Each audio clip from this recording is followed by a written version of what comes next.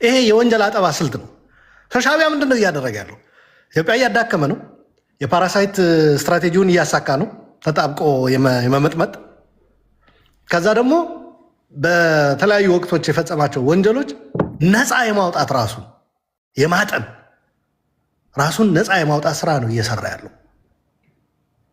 ከዛ ደግሞ ፈቀቅ ብለው እንዲሄዱ አይፈልጋቸውም። ልክ ራሱ ኢሳያስ የተናገረው አንድ ንግግር አለ። ከግብፅ ጋር በተያያዘ ግብፆች ትግሉን ጨርሰን አገር እንድንሆን አይፈልጉም ነበር አለ። ልክ ነው። ምክንያቱም አገር ከሆኑና ኢትዮጵያም እሺ ሂዱ ብለው ከፈቀዱላቸው ከዛ በኋላ ሰላም ይወርዳል ነው። በቀጣይነት ኢትዮጵያን የምትጎጠጉጥና የምታቆስል ኤርትራ እንጂ የነፃነት ጥያቄው የተመለሰለት የኤርትራ ህዝብ ጎረቤት ሆኖ በሰላም እንዲኖር አይፈልጉም ግብፆች። ሞመንት የኤርትራ ነፃነት እንደተቀዳጁ ግብፆች ደስ አላላችሁ። በቀጣይ የሚዋጋላቸው ኃይል ይፈልጋሉ። ሌላውንም አሁን እየፈለጉት ያለ በእነዚ አይነት ሁኔታ ነው እና ሻዕቢያዎችም አሁን የግብፅ ጁኒየር ሆነው ከኦሮሞ የሚመጣውም ከትግራይ የሚመጣውም ከአማራ የሚመጣውም የሚፈልጉት በቀጣይ ኢትዮጵያ እንዲጎጠጉጥላቸው እንጂ የእነዚህ ህዝቦች ጥያቄ ተሳክቶ በሰላም እንዲኖሩ አይደለም። ከወንጀል አጠባው ባለፈ ይሄም አለ እና የሻዕቢያ ፖሊሲ ነው ጀዋር እንድትረዳልኝ ያስቀመጥኩት እንጂ አዚፍ አንታይ ኤሪትሪያ የመሆን ከኤርትራ ጋር ሰላም አለመፈለግ ኖ አይደለም። እንዲያውም ከኤርትራ ጋር ሰላም እንዳንሆን ጉርብትና ጥሩ እንዳይኖረን ኢትዮጵያም ተጠቃሚ የምትሆንበት ኤርትራም ተጠቃሚ የምትሆንበት ሁኔታ እንዳይፈጠር እያደረገ ያለው ሻዕቢያ ነው። ፖሊሲው ይታወቃል። የብጥብጥና የግጭት ነው።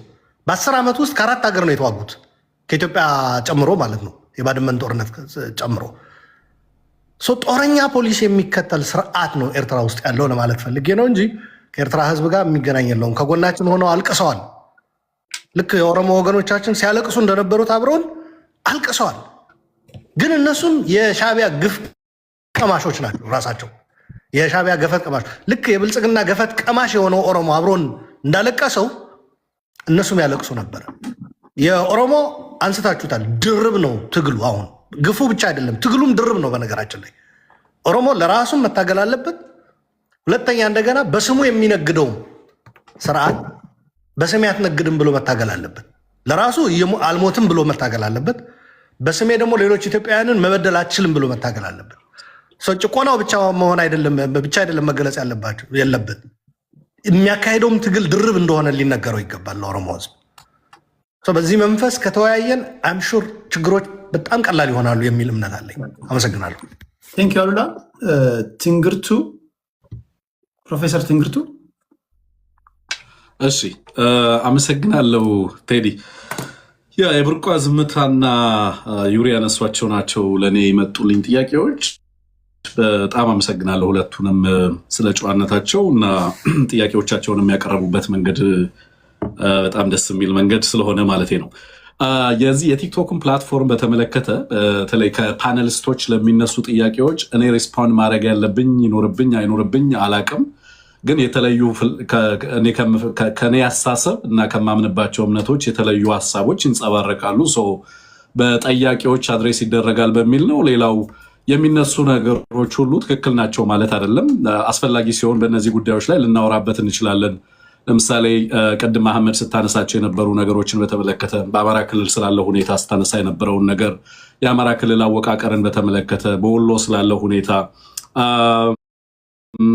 ለምሳሌ ቅድምም ራጂም ሲያነሳ ነበረ። ኪባ ኦሮሚያ ይላል ለምሳሌ ወሎን አድሬስ ሲያደርግ በእኔ እምነት ኪባ ኦሮሚያ የሚባል ስፔሲፊካሊ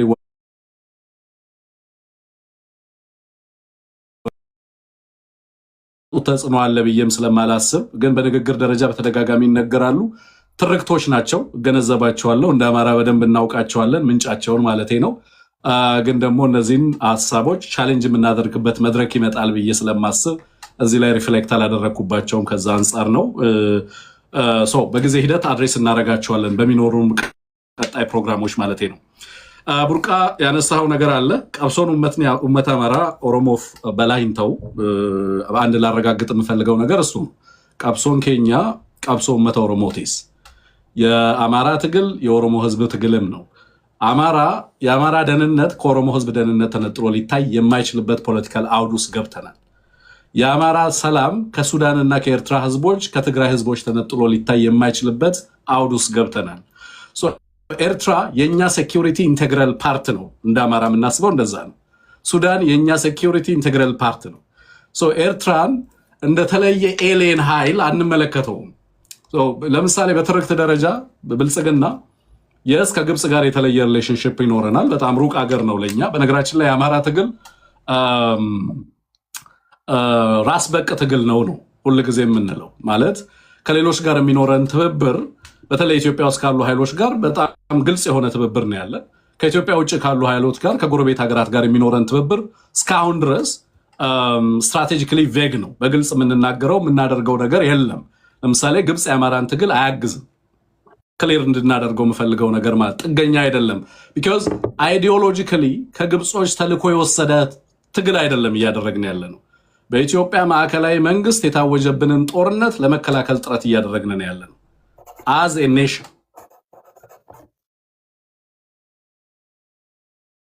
ስለዚህ በዚህ ሂደት ውስጥ ሌሎች አይዲዮሎጂካል ፋውንዴሽን የአይዲዮሎጂ ተልኮ ሰጥተውን የአማራን ህዝብ በዚህ መንገድ ታገል በዚህ መንገድ ታገል ብሎ ቀንበር ሊጭንበት የሚችልበት እድል የለም ማለት ነው።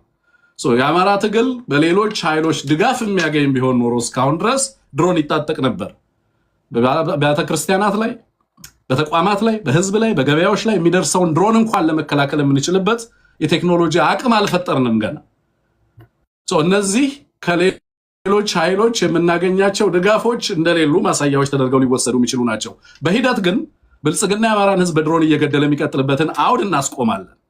የምናስቆምበት የራሳችን አቅማችንን የምናሳድግበት ሂደት ስለሚኖር ማለት ነው። አሁን ላይ ግን የአይዲዮሎጂ ጥገኛ አይደለም፣ የፋይናንስ ጥገኛ አይደለም፣ የዲፕሎማሲ ጥገኛ አይደለም ማለት ነው። ራስ በቅ ነው። ኢትዮጵያን በተመለከተና ከኢትዮጵያ ኃይሎች ጋር በሚኖር ነገር ቀደም ራጂ እንዳለው ፖስት አብይ አጀንዳዎች ላይ ከኢትዮጵያ ውስጥ ካሉ ታጋይ ኃይሎች ጋር የጋራ ግንዛቤ ላይ ልንደርስ እንፈልጋለን። አማራና የአማራ ትግል ለሌሎች ህዝቦች ሰላም ዋስትና የሚሰጥ ትግል እያደረገ እንደሆነ ማረጋገጥ መቻል አለበት። በወለጋ የሚገኘው የአማራ ህዝብ ሰላምና ደህንነት በወለጋ የሚገኘው የኦሮሞ ህዝብ ሰላምና ደህንነት ኢንቴግራል ፓርት ነው።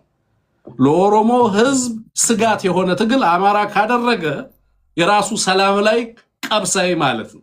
በአጌነስት የራሱ ትግል ቆመ ማለት ነው። በስፋት አብሮ የሚኖሩ ህዝቦች ናቸው። ጂኦግራፊ ዲተርሚን አያደርጋቸው። በዛም ልክ ሴኩሪቲ ዲተርሚን የሁለቱ ህዝቦች ሴኩሪቲ ደህንነት በዛ ልክ የተገናኘ መሆኑን ማረጋገጥ ያስፈልጋል። በወለጋ ለረጅም ጊዜያቶች ማንነት ተኮር ፖለቲካሊ ታርጌቲንግ አማራን ታርጌት የማድረግ ስራዎች በስቴቱ ይሰሩ ነበር ቫዮለንትሊ። አሁን አይደለም ከደርግ ጊዜ ጀምሮ ያ ህዝብ በስፋት ተፈናቃይ ነው። አሁን ደብረ ብርሃንም በወሎም በተለያየ ቦታ ብትሄዱ በርካታ የአማራ ተፈናቃዮችን ኢን ሚሊየንስ ታገኛላችሁ። ዲስፖሰስድ ነው፣ ዲስኢንፍራንቻይዝድ ነው፣ በሀገረ መንግስቱ የተካደ ነው፣ አይመርጥም አይመረጥም፣ ስቴትለስ ነው። ያንን ሁሉ ሚሊዮን ህዝብ እና የዛ ሚሊዮን ህዝብ ሂደት የፈጠረው ቀውስ አለ ወለጋ ላይ። ያንን እና የራሱን ሰላምና ደህንነት ለማረጋገጥ የተደራጀ የአማራ ህዝብ አለ። ራሱን ለመከላከል በርካታ ኃይሎችን በአንድ ጊዜ የሚታገል ግን ደግሞ ሰርቫይቫል ብቻ ግቡ ያደረገ በሰላም መኖር ብቻ ግቡ ያደረገ ማህበረሰብ አለ። በዚህ ሂደት ውስጥ ግን አገዛዙ እዚህም እዛም በራሱ አምሳል ኦሮሚያ ውስጥ እንደሚያደራጀው በየቦታው ኦሮሚያ ላይ የሚፈጥራቸው ምስለኔዎች አሉ። ራሱ የሚያደራጃቸው የሚያስታጥቃቸው የኦሮሞን ህዝብ እንዲያጠቁ ተልኮ የሚሰጣቸው ኃይሎች አሉ። በትክክለኛ ለአማራ ህዝብ አጀንዳ የተሰለፈ ኃይል አለ። ብልጽግና የሚደግፋቸው ደግሞ ኃይሎች አሉ። ልክ በኦነግ ሸኔና በመንግስት ኃይሎች መካከል እየተባለ ሁለት አይነት ነገር ለመፍጠር እንደሚሞከረው ኦላ ያላደረገውን ኦላ አደረገ እያለ ራሱ ተልኮ እየሰጠ ንጹሃንን ታርጌት የሚያደርግበት ሂደት እንዳለ መታወቅ አለበት። እዛ ብቻ አይደለም። በነገራችን ላይ ወለጋ አማራ ክልልም የአማራን ህዝብ ታርጌት ያደረገ ጥቃት ኃይል አደራጅቶ ይፈጽማል። ብልጽግና ቫዮለንስን በማህበረሰቡ ላይ በሚደርስ ክራይሲስ ምክንያት ህብረተሰቡ እንዲንበረከክ ለማድረግ ከፍተኛ ጥረቶችን እንደሚያደርግ መታወቅ መቻል አለበት ማለት ነው። በኃይሎች መካከል ኢትዮጵያ ውስጥ የሚታገሉ ኃይሎች መካከል ሲንክሮናይዜሽን መፈጠር አለበት። የኦሮሞን ህዝብ ደህንነት የአማራን ህዝብ ደህንነት ታሳቢ ያደረጉ ትግሎች የሚታገሉ ኃይሎች የሚግባቡበት የሚነጋገሩበት አውድ እየተፈጠረ መሄድ መቻል አለበት። ያንዱ ደህንነት የሌላው ህዝብ ደህንነት መሆኑን በዛ ልክ ወስዶ መረዳት ተገቢ ነው ብዬ ነው የማስበው። ሰሞኑንም በተለያየ አካባቢ ላይ በወለጋ በነገራችን ላይ እንከታተላለን። ኦሮሚያ ውስጥ ያለው ዴቨሎፕመንት ኢን ዋን ዌይ ኦር አናዘር አማራን አፌክት ያደርጋል። አማራ ውስጥ ያለው ዴቨሎፕመንት ኢን ዋን ዌይ ኦር አናዘር ትግራይን አፌክት ያደርጋል፣ ኦሮሞን አፌክት ያደርጋል።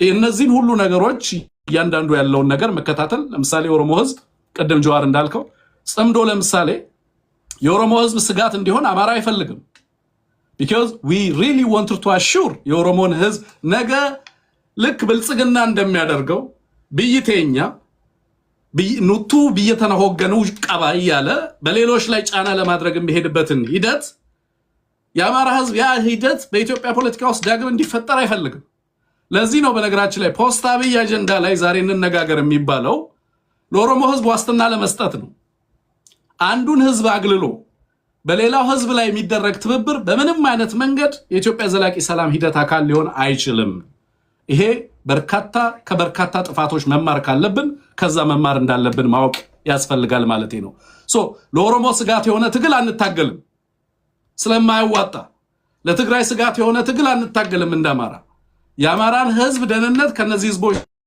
ሰላምና ደህንነት ነጥለን ስለማናይ ማለት ነው ስለዚህ ዋስትና እየሰጠን መሄድ እንዳለብን እንገነዘባለን የሚለውን ነገር በደንብ ያዝልን በህዝብ ስም ግን የሚደረጉ ጥቃቶች ካሉ እናወግዛለን እንታገላቸዋለን የሚለው ነገር ቢያዝልን ጥሩ ነው ከዛ ውጪ ዩሪያ ያነሳቸው ነገሮች አሉ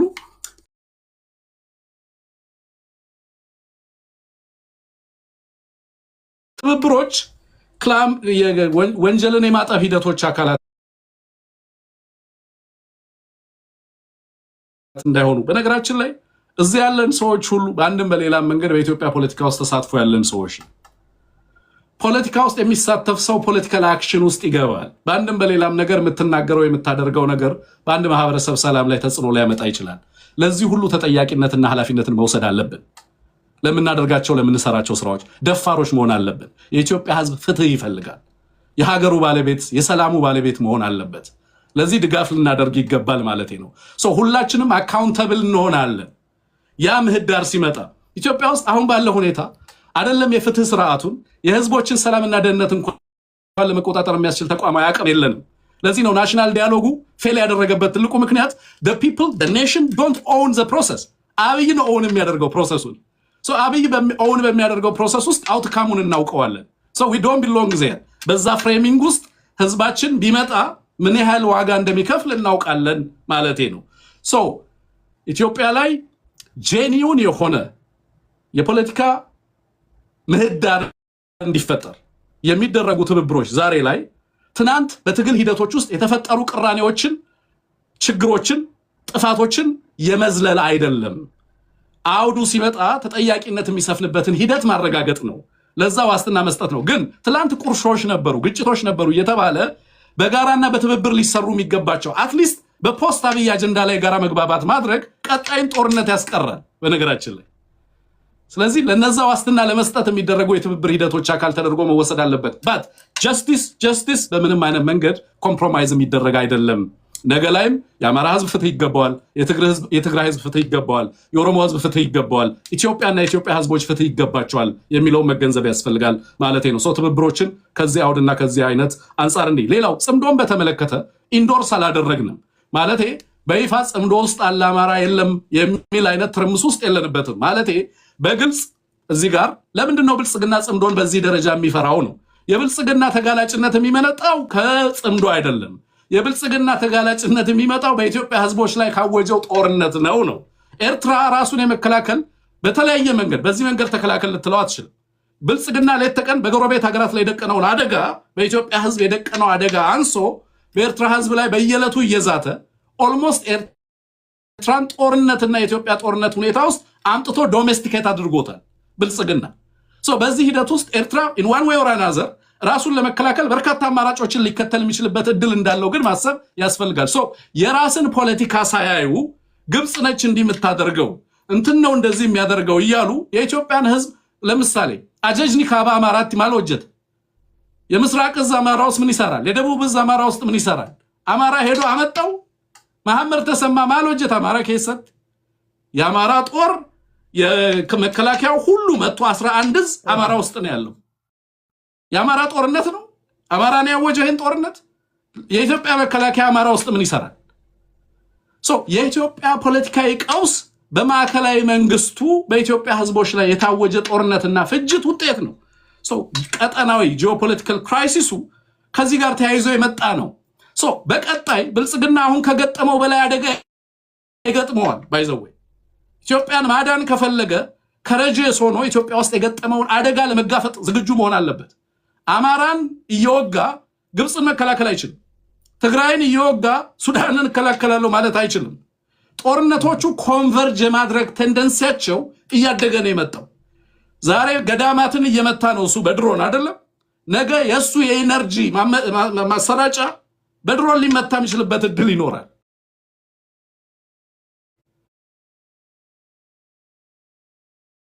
if he is continues to invite ከውጭ ያሉ ኃይሎችን በኢትዮጵያ ጦርነት ውስጥ ኢንቫይት ማድረጉን የኢትዮጵያን የፖለቲካ አውድ እና ኢትዮጵያ ውስጥ ያለውን ቀውስ ለመፍታት ኮሚትድ ካልሆነ የጦርነቶቹ ባህሪና ሂደት እየተቀየረ ኦኬ ሚዩት ነው እሺ ኦኬ ጨርሻለሁ ቴንክ ዩ አንዳንዴ እንደምታነሱላቸው ጥያቄ ለአንዱ ሁለት ለአንዱ ሶስት ስለምታነሱ ነው። በሚቀጥለው ግን ጥያቄና መልስ ላይ ሰዓት እናበጃለን። ወደ ጀዋር እንሄዳለን። ጀዋር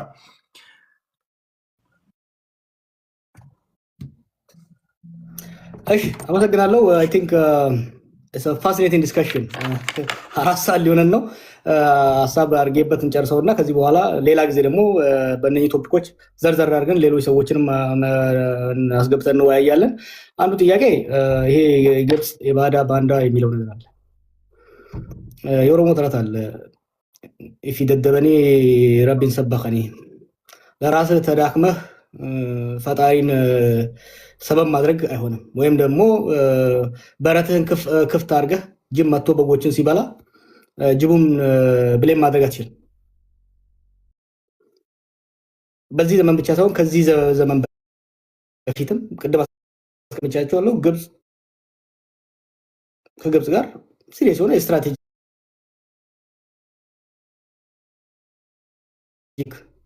ልዩነት ግጭት አለን። የስትራቴጂክ ጥቅም ግጭት አለን ከአባይ ወንዝ ጋር በተያያዘ የአባይ ወንዝ ላይ አቅማችን አሟጠን እንዳንጠቀም 3 ስትራቴጂ ይጠቀማሉ ብያለሁ። አንዱ የውስጥ ግጭቶችን ማባባስ ነው። ሁለተኛ ከጎረቤት ጋር ማጋጨት ነው። ሶስተኛ ኢንተርናሽናል ፕሬዠር ነው። የውስጥ ግጭቶችን ማባባስ ነው ያልኩት። የውስጥ ግጭት መፍጠር አይችሉም። የኤርትራን እንዴት እንደሄደ ብታየው ፌዴሬሽኑ ሲፈርስ በንጉሱ ጊዜ ከዛ በኋላ ነው ፌዴሬሽኑ ሲፈርስና የፖለቲካ መድረኩ ሲዘጋ ወደ አመት ሄደ። ወደ አመት ሲኬድ በራችንን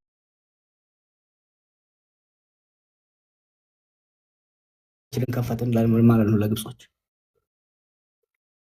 አሁን ደግሞ በዚህ ዘመንም የፖለቲካ ልዩነቶችን በመመካከር ከመፍታት ይልቅ በጦርነት ለመደቆስ በተለይ ደግሞ በተዳከመ የሀገር መንግስት አቅም ለመደቆስ የተደረገው ሙከራ አማጽያንን ፈጠረ። በራችንን መልሶ በሰፊው ከንጉሱ ዘመንም ከደርግ ዘመንም በበለጠ በሰፊው አንድ በር ብቻ አይደለም ብዙ ቀዳዳዎችን በሰሜን በደቡብ በምዕራብ ከፈተብን። እንዴ ምን አርጉ ነው የምትሏቸው ግብጾቹ? ለራስ በር ከፍተህበት ለራስ አማጽያንን የሚፈለፍል ቅድም አንድ ሰው አንስቷል። አሁን እኮ ኢትዮጵያ ውስጥ ያለው የታጠቀ ቡድን ቁጥር መቁጠር ራሱ ከባድ ነው። መንግስት የሚያስታጥቀው ሌላው የሚያስታጥቀው ማዕት አማጺ አለ።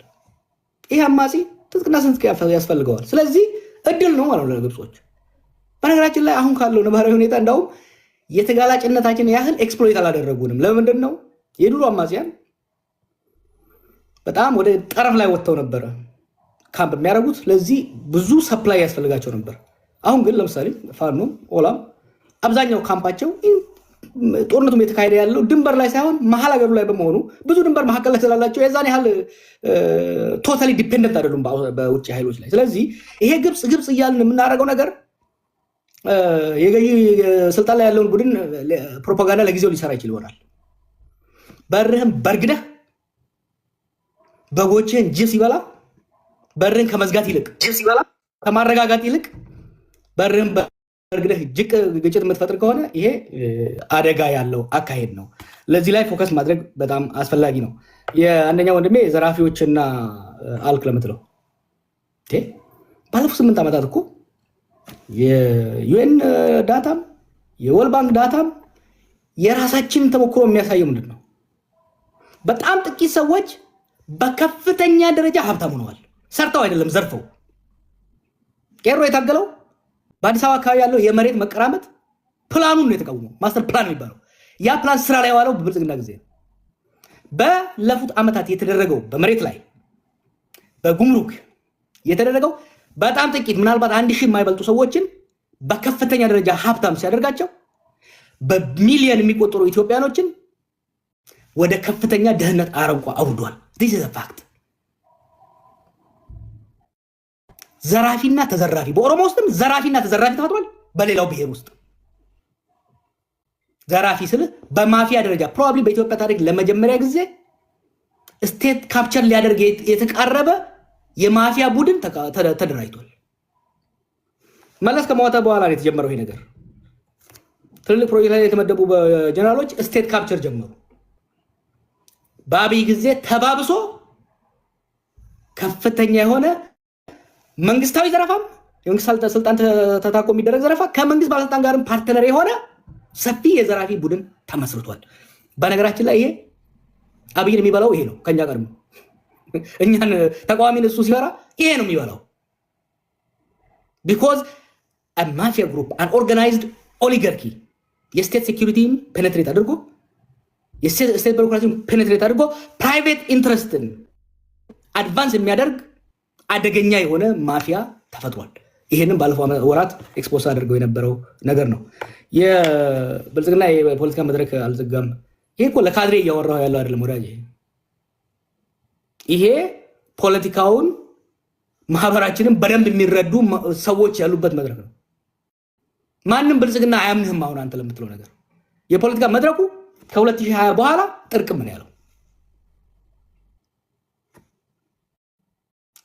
ኦሮሚያ ውስጥ የተደረገው አፈና ኦኤልኤን ወለደ።